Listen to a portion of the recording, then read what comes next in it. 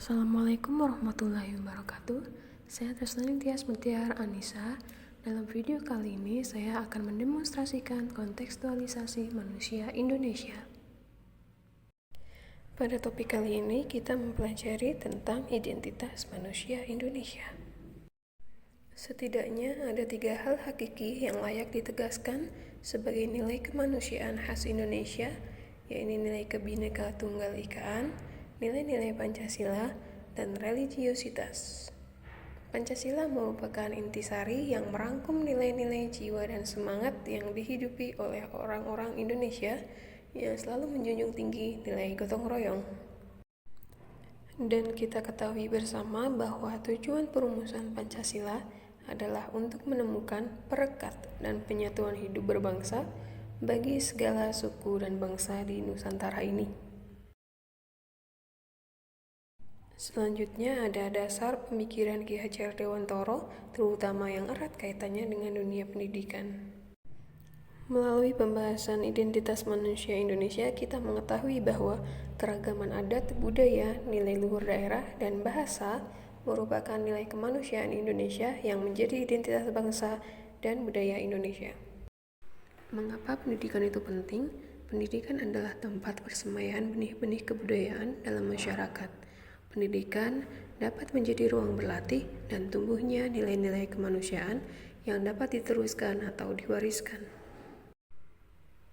Lalu bagaimana contoh penerapan ide atau gagasan sesuai dengan pemikiran Ki Hajar Dewantara dalam pendidikan? Melalui materi aldehid, contohnya dalam pelajaran kimia, peserta didik belajar untuk dapat mencegah penyalahgunaan formalin di masyarakat.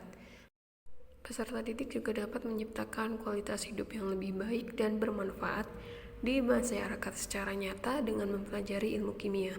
Ini adalah salah satu contoh penerapan dari pendidikan sebagai tempat persemaian benih-benih kebudayaan dalam masyarakat dan menjadi ruang berlatih dan tumbuhnya nilai-nilai kemanusiaan.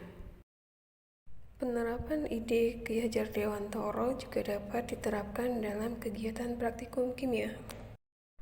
Guru dapat menggabungkan kegiatan praktikum dengan inovasi pembelajaran berbasis entrepreneurship untuk menumbuhkan jiwa kemandirian, mengangkat derajat dan kepercayaan diri siswa selama mempelajari pelajaran kimia, dan mengembangkan bakatnya dengan memanfaatkan entrepreneurship pribadi dan siswa. Seperti dicontohkan dalam gambar adalah pembuatan sabun. Selain pembuatan sabun, setelah mempelajari ilmu kimia, guru juga dapat mengarahkan siswa untuk dapat mengolah minyak wangi yang dipelajari dalam kajian minyak asiri, ester, atau kimia bahan alam. Dapat juga menerapkan pengetahuannya untuk pembuatan VCO. Kegiatan-kegiatan ini merupakan penerapan gagasan Ki Hajar Dewantara, yaitu menumbuhkan budi pekerti yang diartikan sebagai perpaduan antara cipta, karsa, sehingga menciptakan suatu karya, serta untuk melatih kemandirian dan menuntun siswa untuk merdeka lahir dan batin. Selanjutnya, untuk penerapan kontekstualisasi manusia Indonesia dan gagasannya sesuai dengan pemikiran Ki Hajar Dewantara, dapat guru terapkan dalam pembelajaran sistem periodik unsur dan ikatan kimia.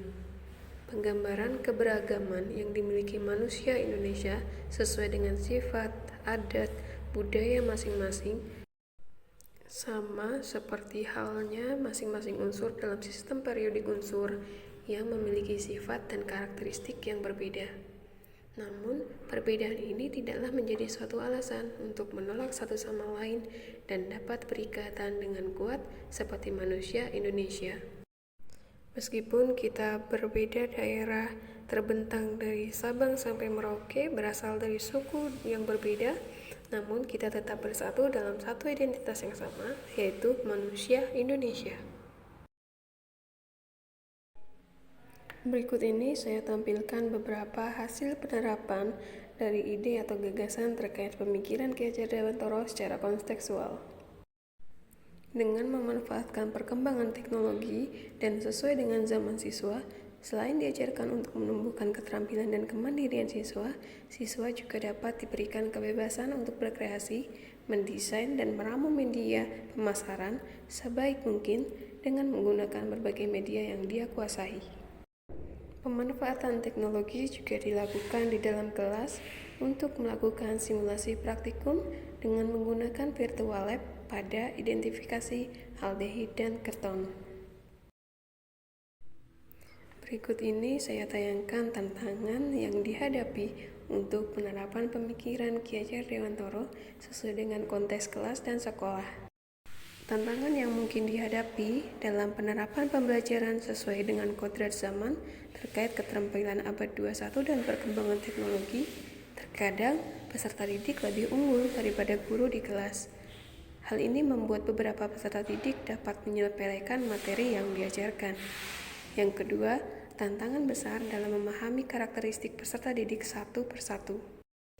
Apalagi dihadapkan dengan keberagaman budaya dan kebiasaan dari masing-masing individu. Untuk solusi yang bisa saya tawarkan, sebagai guru kita harus selalu berusaha untuk dapat mengejar informasi terbaru mengenai perkembangan teknologi di abad 21. Mengetahui mana yang dapat menjadi sumber belajar baru bagi peserta didik dan mana yang tidak dapat dimanfaatkan untuk kegiatan pembelajaran. Kita sebagai pendidik harus dapat menekuninya sehingga dapat mengimbangi kecerdasan teknologi dari para peserta didik. Untuk yang kedua, kita harus dapat mengetahui perkembangan dan karakteristik peserta didik bisa melalui angket dan menganalisisnya sebelum kegiatan pembelajaran berlangsung, sehingga guru dapat menentukan kesesuaian kegiatan dan bentuk apresiasi terhadap peserta didik yang akan diberikan untuk menumbuhkan semangat dan motivasi belajar bersama peserta didik di dalam kelas. Terima kasih dan tetap semangat. Sampai bertemu di video-video selanjutnya.